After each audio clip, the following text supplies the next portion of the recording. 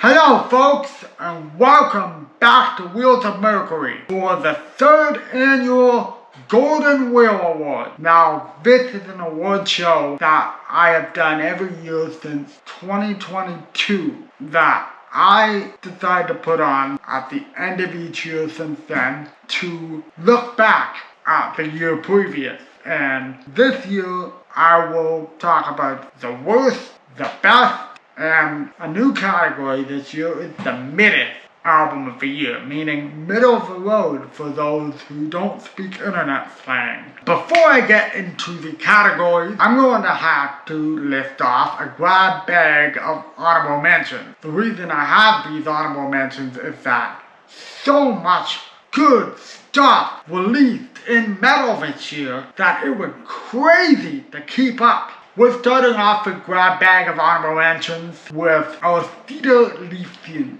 with their album Hermalausaz. It's technically an EP, but long enough to be an album at 44 minutes with two songs that are 20 plus minutes long. Anyways, this is some atmospheric Viking / pagan black metal from Iceland that is epic in scope, and it talks a lot about Icelandic history and stuff like that. Oh, and it is in Icelandic, so you're gonna have to use a translator for the lyrics. But the way they pace these 20-minute songs is incredible. This also came out on the winter solstice, December 21st, way after a lot of people did their end of year list. And that's the reason why I do this Golden Wheel Award in mid-January, because you never know when something might come out that might essentially crash the party, you know? Next up is Auriferous Flame with Ardor for Black Mastery. This is a side project of Elos from Spectral Lore, who resides in Greece. And this new Auriferous Flame record has amazing Running Wild style riffs. I'm willing to bet that his wrist was so tired doing these riffs, because some of these riffs are insane. Some of the best riffs I've heard on a black metal album in the year 2023. I think that this is his best work guitar riff wise. It is just insane, almost from start to finish. It is just insane. If you want to check out aggressive black metal and you don't want the sketchy stuff associated with some of those bands, check this Auriferous Flame album out. Next up is another black metal album that's in the avant-garde tradition with Victory Over the Sun, Dance You to My Soft Song. And this, for those of you who don't know, is a side project of a trans woman named Vivian Tylinka. Don't let this information stop you from checking it out though, because it's amazing. It's like jazz influenced, liturgy inspired black metal that is furious and creative and inventive, and I have a hunch that Dance You to My Soft Song is a really personal title for her. If you like your black metal challenging, and if you love liturgy, then you should check the new Victory Over the Sun record out. The next album is another black metal album, this time residing all the way in Slovakia with Malokarpatan and their album Vertumnus. This album is a progressive black metal masterpiece about King Rupert, either the second or the first. I forgot what it said, but either way, this album is about a king. He's a hermit in the Middle Ages, and it's in Slovakian, and it's fantastic. It's like imagine if like Immortal crossed with like Jethro Tull moment with like Metallica's Ride the Lightning guitar tone over top of it, or something like that. It's very inventive and it's very cool, and it's also in that weird sort of vein of Merciful Fate inspired, heavy metal inspired black metal that's been going on in recent years with Negative Plane and stuff like that. If you love that niche of black metal, I love that niche of black metal, check out the new Malokarpatan album. And that album should have been in my best black metal album. It was gonna be in the short, but I forgot it So it's here. Next up is Bogside Sniper Squadron with their 2023 demo. I'm gonna put it simple here. If you want to listen to a band that sounds like two bands from Virginia that I will not name because they are both problematic, check out the Bogside Sniper Squadron demo. It's got a lot of Thin Lizzy influence in the leads and the riffs, and it's really good. The description of not wanting to listen to those two Virginian bands in question goes to the next two bands too. Veriluola with their album Cascades of Crimson Cruor is sort of a black and death metal sort of thing that's really catchy and quite creative with the riff. And this new debut EP from this Nova Scotian band Rites of Terror called To the Otherworld of Silver. Now this has more of a Celtic influence, as well as being influenced by the two problematic bands from Virginia, but without the problematic lyrics of those bands. Check out Veriluola, check out Bogside Sniper Squadron, and check out Rites of Terror. You're welcome. Alright, so if you want Meshuggah, but you also want black metal, check out the new Anti-God Hand album, Blight, which was inspired by the wildfire season in his native British Columbia back in 2021. I remember hearing about that on the news, so I hope he's okay. But this album is a great experimental black metal album inspired by Meshuggah and the Gent subgenre. Yet another black metal album that I had a part of my honorable mentions is Kostnateni with the new album Úpal. Now this guy, even though he uses Czech in his album, in his band name and song titles, he's actually from Minnesota, and he's actually influenced by Turkish folk music and melded in with black metal. I know it's really confusing, but it's really cool. So if you like stuff like Deathspell Omega or Ultimate or anything like that, or Victory Over the Sun, also check out this new Kostnateni album. I really like the EP from last year or the year before, I forget which it was, but this album is as good as that EP, if not better. Next up, we finally get off the black metal train with Wretched Fate and their album Carnal Heresy. This is entombed worship, but it's done so well and so catchy that it sticks in your brain, you know? You'll be probably wanting to scream along to the lyrics right after you hear it. It's that catchy. Next up, we're going back in the black metal train. Oh, lots of black metal these days, eh? With Mortuary Drape with their album Black Mirror. These guys are from Italy, and they have done the blend of blackened kind of thrash metal, kind of heavy metal, broad intersection of genres, and with this creepy Italian horror movie sort of giallo sort of vibe to their aesthetic. It's really cool. If you love Italian horror cinema and you love stuff like Mayhem and Merciful Fate, but you don't like King Diamond's vocals, you'd rather have black metal vocals, yeah, check out the new Mortuary Drape album, Black Mirror.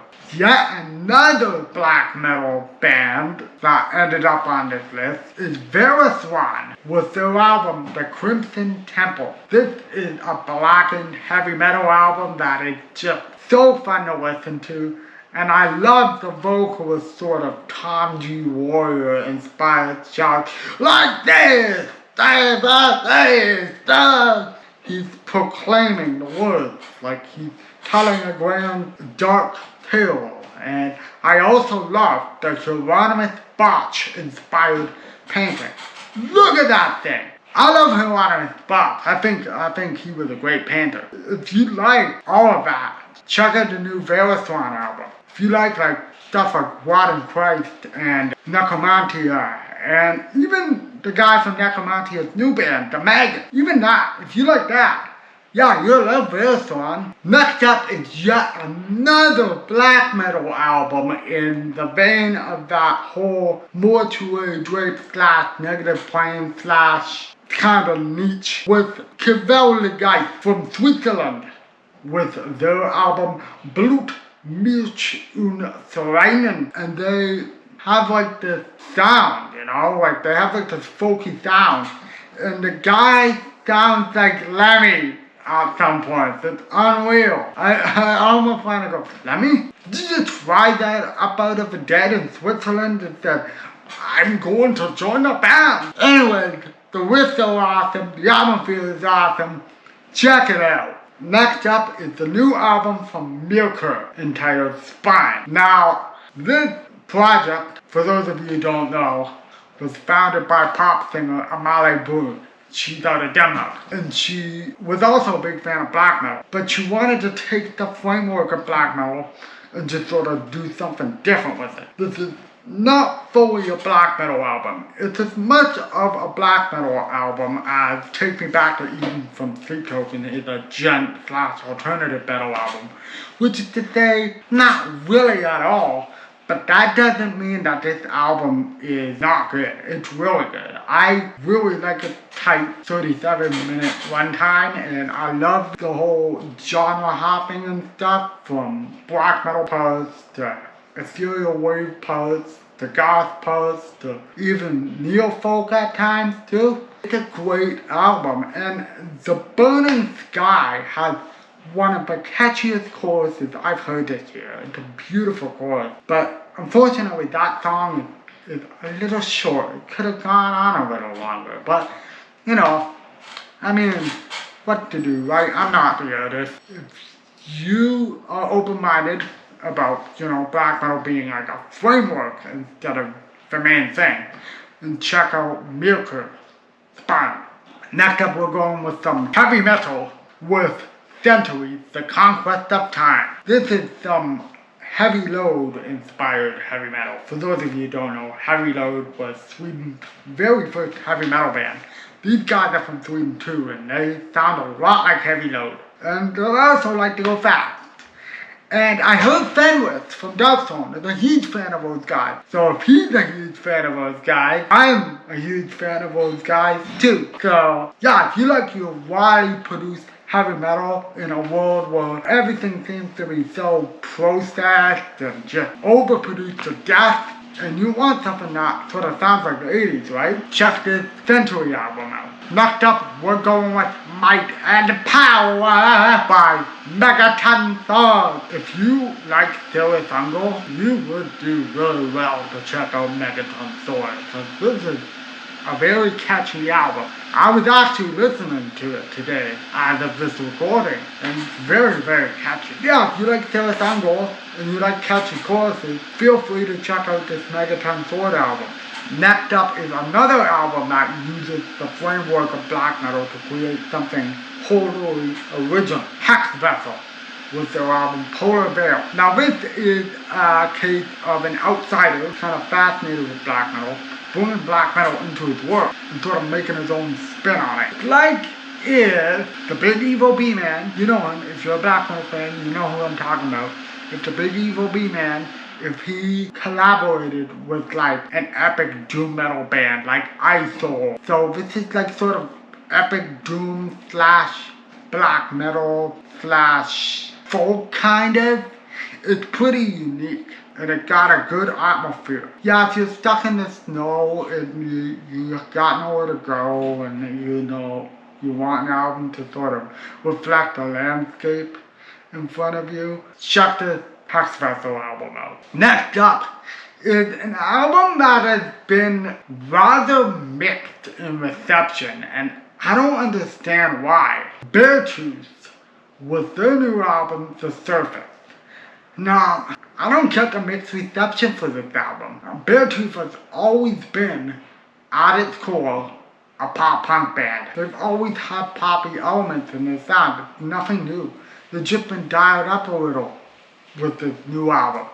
And they've also gotten heavier at the exact same time. So it's like, it's their poppiest album, and it's their heaviest album at points too. I even like the song he did with Hardy, the country artist. The Better Me. I think that's a great song. And I am very, very, very happy to see Caleb doing so much better and having a much more positive outlook on life, and that reflecting upon in the lyrics. Good on you, sir. And I am going to see Beartooth as of this recording next Friday. So I might have seen the concert already if it comes out by then. If it doesn't come out by then, I'm waiting to see Beartooth, and I am so excited.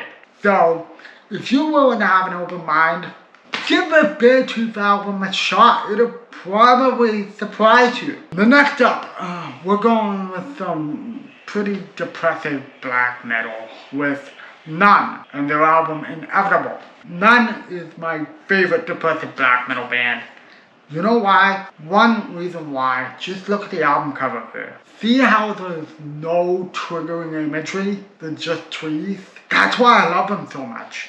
Because they don't rely upon shock value. They're like, here, landscape, use your imagination. I love that. I love that they capture the essence of depression in their actual music. And don't just like do triggering imagery just to shock people. I appreciate that. Because I don't want to be triggered by certain images, if you know what I mean, that are unfortunately way too common in depressive black metal. So if you're willing to like really dark music and you don't want to be triggered by any album covers, check out this None album. It's really good. Next up is Mephorash with Krystl-Ah. This is an atmospheric black metal album that is dark and ritualistic. It kind of reminds me of Gehenna from the Montreal band Javura that I covered in last year's Golden Wheel Wars video, and has a similar vibe to that. And also a tiny bit of Behemoth, but not as corny. This is more dark and serious and also transcendental in the most blasphemous way. And it is glorious. The choirs add so much to the atmosphere. If you're willing to see some atmospheric black metal, to listen to some atmospheric black metal, don't be afraid to check out this new Mephorash record. Next up is Helm's Deep with their album Treacherous Waves, a very good album of US power metal, but it's a little too long in the tooth. It stays on for a little too long. It's 50 minutes. It really should have been cut down into 2 albums, I think. I really think so. But if you like crazy vocals and great riffs and tons of catchy melodies, don't be afraid to give Helm's Deep a try. Next up, we're going back on the black metal train with Est Deus and their album Legacy. This is a side project of Noise of Cannon Fiber fame. And this essentially just sounds like McGraw. This is just like a holdover until the new McGraw record comes out for me. But if you also want to listen to McGraw but you don't want to really support them, and I don't blame you, you do good to support Est Deus and listen to Est Deus instead. Well, if you want to listen to Est Deus and McGraw, you can go right ahead too. I'm not going to tell you what to do. It's your decision. But I would still check out Est Deus. The next is from a band that has a name in Greek lettering, but their name is Calypsis with their album Dawn of Defiance. And this is a black metal album that has speeches from Che Guevara, and it has one of the most emotional vocal performances I've heard in black metal this year. I might be overselling it with this, but it kind of reminds me of Bethlehem Dictator Nicari, or however you say it, with Weiner Lotfman's one and only vocal performance with that band. It has that sort of energy, and it's just insane. The amount of emotion he puts into this guy from Solipsism, puts into his screams. It's crazy. Next up is Profane Order with One Nightmare Unto Another. And if you like war metal, and if you like blasphemy, and Old Beherit before they went all weird, and Antichrist Feed Machine, you should check this out ASAP. We're getting to the end of this long honorable mentions list with Curtain Wall with Siege of Death. And this is a very fun black metal album with a lot of cool, kooky, sort of medieval instruments. La-di-da-da-da. It's almost like if Monty Python made a black metal record. Monty Python and the Holy Grail are the black metal record. It's got that kooky, silly spirit. If you want to check out kooky, silly black metal music, you could do worse than to check this thing out. It's so much fun. Also check out Old Nick too. That's the guy's other project. Check out that too.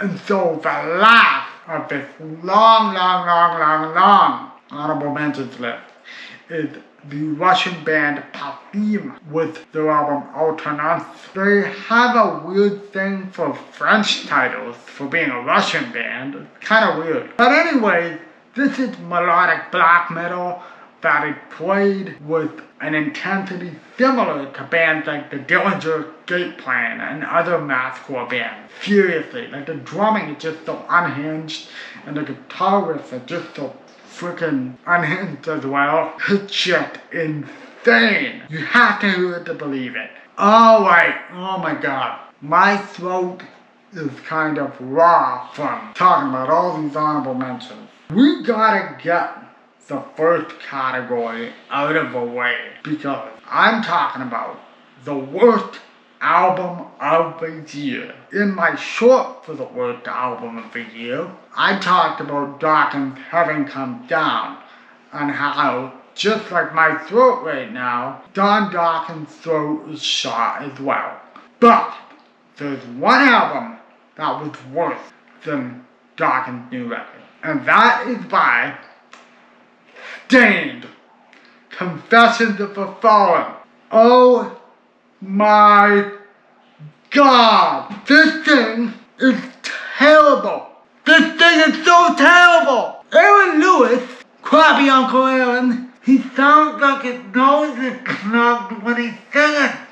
And it has like this weird filter on his voice where it's just like, it sounds terrible! And the rest of the band are hashing out dollar store breaking Benjamin riffs trying to make up for it.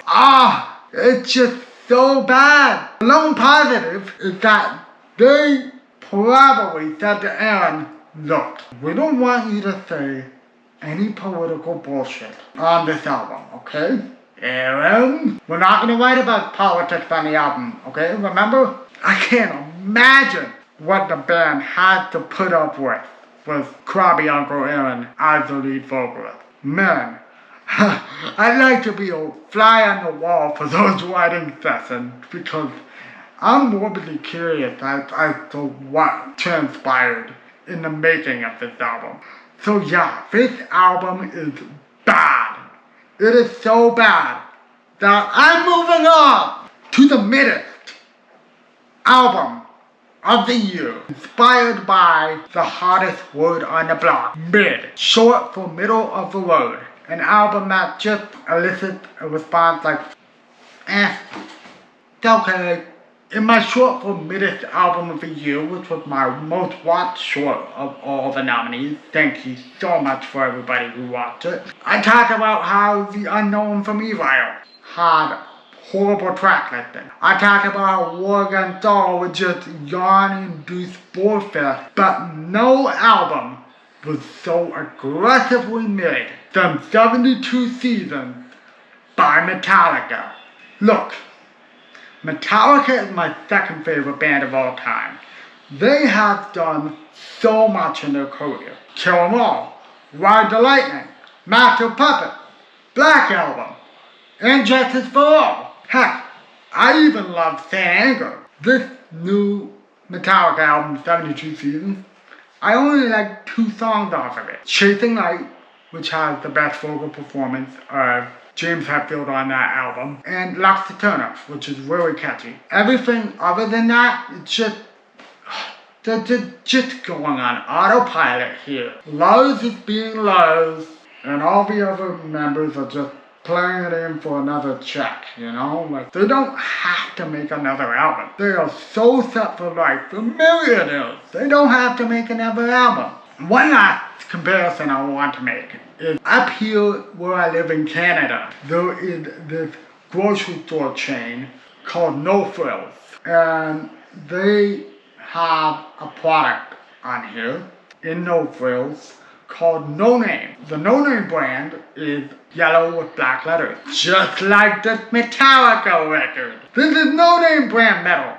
This is metal you put on. You don't really want to offend anybody, save for the one song that has the S word that got blocked by YouTube. When you don't want to offend anybody because it doesn't have any swear words or anything, it's fine. It does the job. It's serviceable, but you could be listening to so much more inventive metal, more boundary pushing metal than this. Yeah, this is No Name metal. MIDDEST album of the year. But you know what?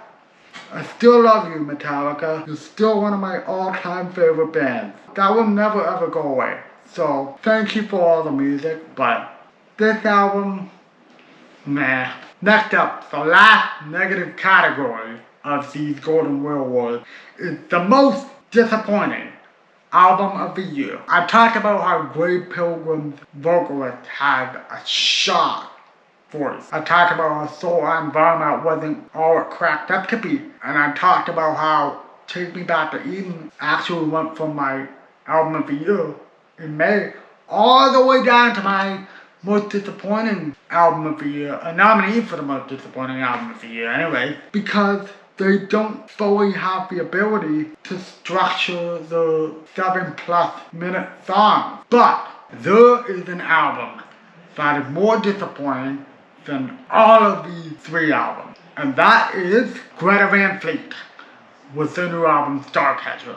This really depresses me because I love the last Greta Van Fleet album. I thought it was awesome. I thought the boys had reached a new peak artistically, and I couldn't wait to see where it went from here. I heard the first single, Meet the Master, and I thought, yes, this album's gonna be great. But then I heard the rest of the album, and I heard the horrible production that sounded like they were playing behind a sheet of metal, or playing behind a sheet of like a glass pane or something. And I'm just like, no chorus sticks, nothing. No chorus, no guitar licks, nothing sticks except for Meet the Master, which has an amazing vocal performance from Josh Kiska, by the way. Other than that song, nothing stuck in my head. I've forgotten about it. Months later, other than Meet the Master. It's just so disappointing. I hope Greta Van Fleet doesn't become like a one album artist for me, like Haken or Lord. I have one album artist that I have, that I like one album and that's it. Man, I hope Greta Van Fleet doesn't become a one album band for me, because I like those guys. So, biggest surprise of the year. So I talked about Honourable, despite me not being a fan. It really surprised me with their new album. I talked about how Fall Out Boy pretty much kind of killed it with their new album, So Much for Stardust. There was a comeback for them. And Avenged Sevenfold, Life is But a Dream, which I will talk about later. Stay tuned. But the winner was not even any of those. The winner was from a freaking hip-hop artist, Lil Yachty. Let's start here. What the heck happened? I'm usually not a Lil Yachty fan, but dude, you listen to Pink Floyd once and you put out this ambitious of an album, an album so ambitious that I'm like, whoa, this is actually pretty good. It's got such a cool, like, summery vibe, and the progressive rock and funk instrumentation works with his auto-tune croon so well. I never expected myself to like an album from little freaking Yachty last year, but it's such an unexpected surprise. I don't know what else to say other than that. Now, on to rock and metal, the best hard rock / heavy metal album of the year. I talked about how By Fire and Sword with their album Glory was a great US style power metal album with a unique vocal performance from their vocalist. I talked about how legendary was the worship of Jethro Tull on Manila Road, some great tunes with their album Time Immortal Wreck. And also I talked about how Storming the Walls from Triumpher was a great debut for this up-and-coming Greek band. And shout out to Triumpher. They actually mentioned me in the comments when I talked about them last year. That was really nice. Thank you guys. But the winner of this best hard rock / heavy metal album of the year is a Christian band? Yeah, Witch Hazel with Full Sacrament. Now, I don't care if these album lyrics are Christian or not. It is so catchy, and I had so much fun listening to it, and I had so many choruses and verses stuck in my head from this little Christian hard rock album that I just can't stop listening to it. It makes me smile. Even now, the chorus to one of the songs, "Are you afraid of the fire? Are you afraid of the fire?" It's just going in my head as I record it. And it's just so catchy. Regardless if you believe in the lyrics, if you love your catchy hard rock, you'd be remiss not to check this out. On to the best progressive rock / metal album of the year. I talked about how I saw Crownlands with my dad at the Cicada Arts and Music Festival in my hometown, and how they sounded exactly like Rush. Like, no joke, they sound exactly like Rush. It's insane. I talked about how Sermons of Golden Verse is such a expansive and foreboding progressive metal record with instances of Tool and Catatonia and quite a bit of amazing drumming. And lastly, I even had a little black metal album in here with enslaved progressive opus Heimdall. And this is my proper introduction to Enslaved after hearing years and years and years about that band. The winner for the best progressive rock / metal album of the year, showing my bias here, for Leprous, but it is Einar Solberg with his solo album 16. In my eyes, Einar could do no wrong with his singing voice. He got an amazing range. He's one of the only voices that make my hair stand up on end. It's just, his voice is magical for me. And even have a backing band featuring the drummer from the Icelandic group Agent Fresco and other people that know people from Leprous on his solo album, and it being this well composed and it being this varied with a lot of art pop instrumentation and stuff like that, that is always interesting and never boring. Yeah, I'm a fan of this album. If you like the past 3 Leprous albums of them doing art rock and progressive rock, I wouldn't see why you wouldn't like this. Next up, best deathcore / metalcore album of the year. In my short, I talked about And the Sin of Human Frailty and how the breakdowns galore that hit so hard. Next, I talked about Unearthed and how that surprised me. And then I talked about Carnifex Necromantium, how well structured and fun that record is. To be honest here, Mental Cruelty's Blight is the winner. This sounds like an album that my 14-year-old self and my current self would have made together. It combines the brutal breakdowns that my 14-year-old self would go absolutely gaga over, and the black metal influence from my current self, just melding together into an album. Pretty cool. Best thrash / speed metal album of the year. I talked about Enforced War Remains and how it reminds me of Creator and Power Trip. I talked about Cruel Force was Dawn of the Act and how it sounds very retro. But the winner is Hellripper with Warlock Scrim and Wizard Head. This has all of the Motorhead worship you're looking for. This has all of the Kill 'Em All worship you're looking for. This has black metal vocals if you like that sort of thing. This has everything, and it's all done by one guy, James McBain. He even programmed the drums really well. And my favorite song off the new Hellripper record is The Hissing Marshes because of how much it sounds like Motorhead. So yeah, this is a fun time. Alright, best death metal album of the year. I talked about Autopsies in the short for Best Death Metal Album of the Year. I talked about the Venus Passage with the former members of the Faithless. I talked about Sulphur Aeon with their catchiness and darkness and devotion to the Lovecraftian mythos. And I talked about Horrendous with Ontological Mysterium.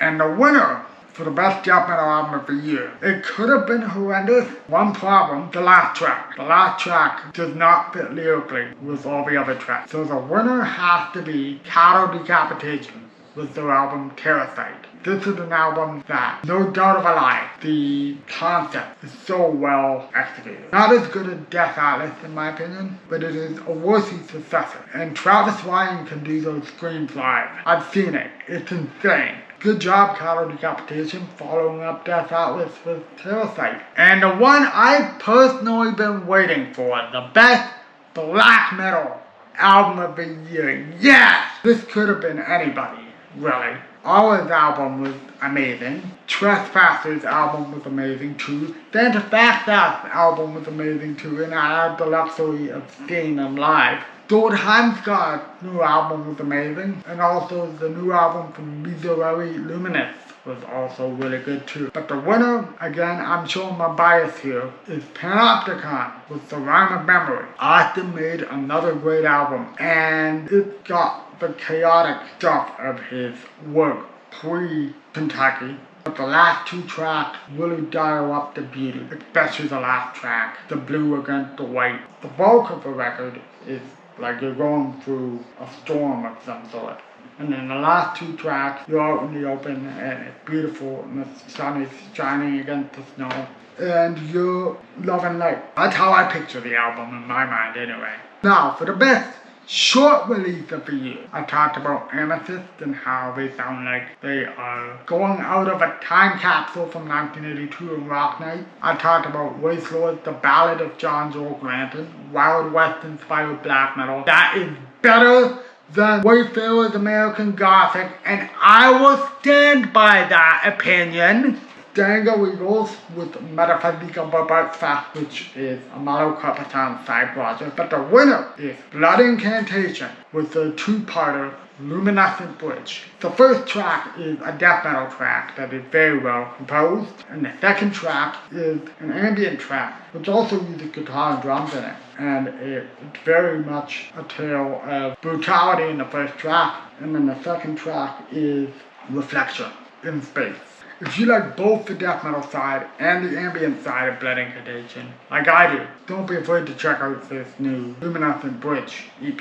Now this is another new category for the year. I've been into neo-folk and dark folk a lot this past year. So much so that I had to make a Best Neo-Folk and Dark Folk Album of the Year category. I talked about Ocean to Jupiter and how it reminded me of Agalok. I talked about Orchids Grew Here from Unto Ashes and how it reminded me of a certain problematic neo-folk artist. I talked about David Eugene Edwards of 16 Horsepower fame, Hyacinth, how that was really well done. But the winner is Finnish folk band Tenhi with Valkama. This record got me through the death of a grandparent.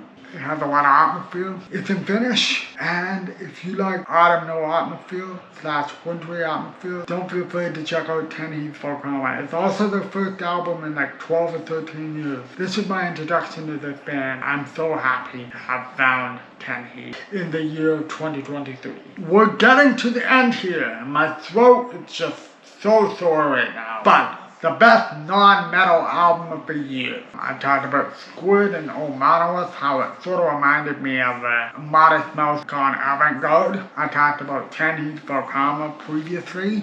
I talked about Paranormal After the Magic, great Korean shoegaze album. And I talked about 100 Gex's album, 10,000 Gex, and how it's really fun. But the winner is Geek with their album 3D Country. I have a distinct memory from this past year. My twin brother, showed me this album. And we had a lot of fun listening to it, driving up the Queenston way to Old Town Niagara Lake with this album playing. And it just got a ton of blues spirit, a ton of rock and roll spirit. It's really fun to listen to, but it also has this sort of Radiohead influence in there too, where it has all these freak out moments. There's even one song that ends on a sort of a noise glitch sort of breakdown thing. It's pretty cool. If you think like, you know, there's no new rock bands doing exciting stuff, you're looking in the wrong places, man. Geese is where it's at. Now, we're down to the end. The best metal album of the year.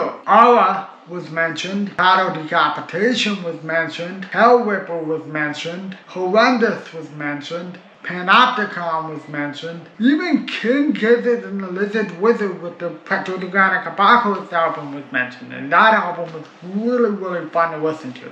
However, in the most divisive decision that I've made for this year's Golden Wheel Award, I'm going to have to give the best metal album of the year to Avenged Sevenfold's Life is But a Dream. See, I told you I was going to talk about this album earlier. I had to tell a story with this one. When the singles were released, I didn't really get it. I was like, huh? And then when the album came out, I thought, well, let's give it a shot. I listened to the whole album. Suddenly, it clicked. Holy crap, what a freaking ride of a record, man. I had my Mr. Bungle phase when I was in high school. I had my avant-garde metal phase that included listening to Sono, Mr. Bungle, Boris, and Japanese noise rock and Japanese avant-garde stuff. And Avenged Sevenfold's Life is But a Dream brings me back to me sitting frog-legged on the floor listening to Disco Volante by Mr. Bungle. In a year where a lot of weird things happened, like the forest fires that were happening in Quebec, up here in Canada, that the smoke went down to here, to the Niagara Peninsula, and just